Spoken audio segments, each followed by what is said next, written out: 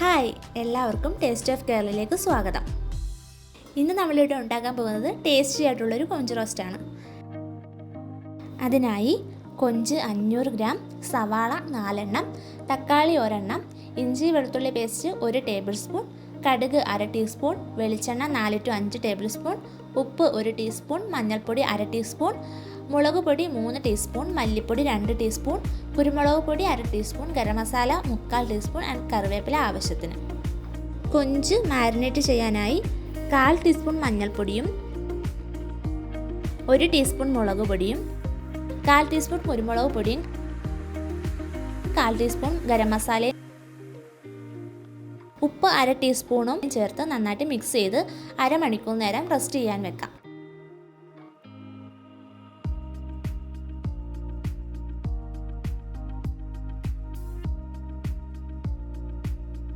അരമണിക്കൂറിന് ശേഷം മാരിനേറ്റ് ചെയ്ത് വെച്ചിരിക്കുന്ന കൊഞ്ച് ഒന്ന് ഷാലോ ഫ്രൈ ചെയ്തെടുക്കാം. അതിനായി ഒരു പാൻ ചൂടായതിനു ശേഷം 3 ടേബിൾ സ്പൂൺ വെളിച്ചെണ്ണ ഒഴിച്ചു കൊടുക്കാം. ഈ വെളിച്ചെണ്ണ തിളച്ച് വരുമ്പോഴത്തേക്കും നമുക്ക് മിക്സ് ചെയ്ത് വെച്ചിരിക്കുന്ന കൊഞ്ചൊന്ന് ഷാലോ ഫ്രൈ ചെയ്തെടുക്കാം.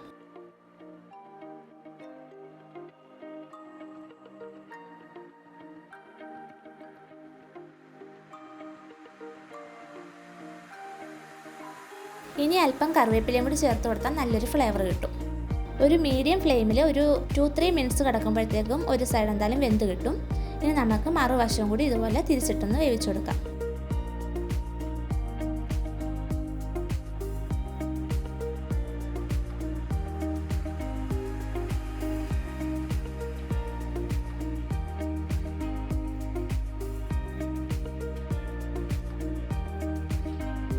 കൊഞ്ചെല്ലാം ഒരുവിധം ഫ്രൈ ആയിട്ടുണ്ട്.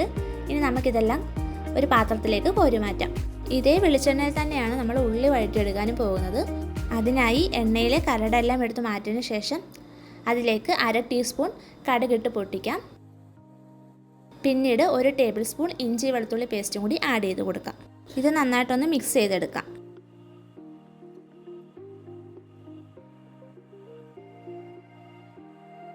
എണ്ണ ആവശ്യമെങ്കിൽ 1 ടേബിൾ സ്പൂൺ കൂടി ചേർത്ത് കൊടുക്കാം. ഇതിലേക്ക് അരിഞ്ഞു വെച്ചിരിക്കുന്ന സവാള ചേർത്ത് കൊടുത്ത് നന്നായിട്ടൊന്ന് വഴറ്റിയെടുക്കാം.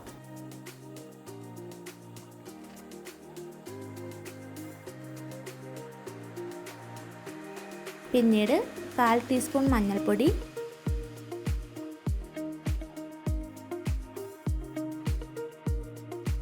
1/2 ടീസ്പൂൺ ഉപ്പ്,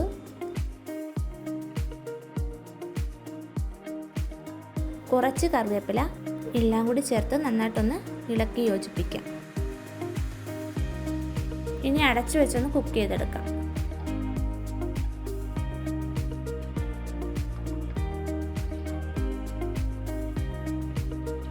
ഏകദേശം ഈ ഒരു പരുവം ആവുമ്പോൾ 2 ടീസ്പൂൺ മുളക് പൊടി, 2 ടീസ്പൂൺ മല്ലിപ്പൊടി ഇവ ചേർത്ത് നന്നായിട്ടൊന്ന് പച്ചമണം പോകുന്നത് വരെ വഴറ്റിയെടുക്കാം.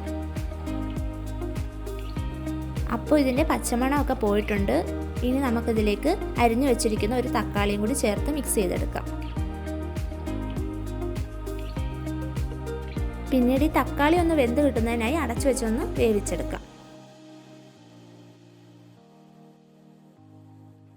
അങ്ങനെ നമ്മുടെ മസാലയൊക്കെ റെഡി ആയിട്ടുണ്ട്.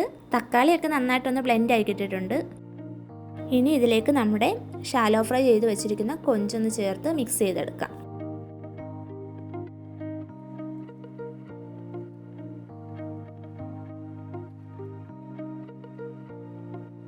ഈ സമയത്ത് 3/4 ടീസ്പൂൺ ഗരം മസാലയും 1/4 ടീസ്പൂൺ കുരുമുളക് പൊടിയും ചേർത്ത് നന്നായിട്ടൊന്ന് മിക്സ് ചെയ്തെടുക്കണം. അപ്പോൾ ഇതിനൊരു നല്ല മണവും ഫ്ലേവറും ഒക്കെ കിട്ടും. അല്പം വെള്ളവും കൂടി ചേർത്ത് മിക്സ് ചെയ്തെടുക്കാം.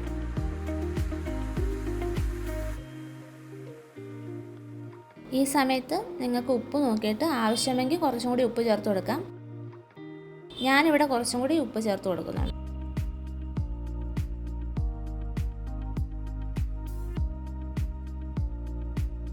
അഞ്ച് മിനിറ്റ് അടച്ചു വെച്ച് നമുക്കൊന്ന് കുക്ക് ചെയ്തെടുക്കാം.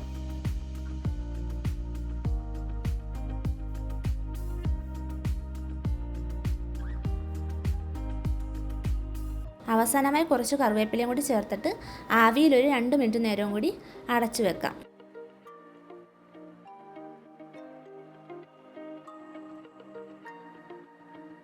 അങ്ങനെ നമ്മുടെ കൊഞ്ച് റോസ്റ്റ് ഇവിടെ റെഡി ആയിട്ടുണ്ട്.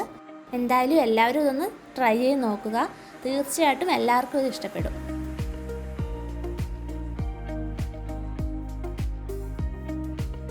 Thanks for watching.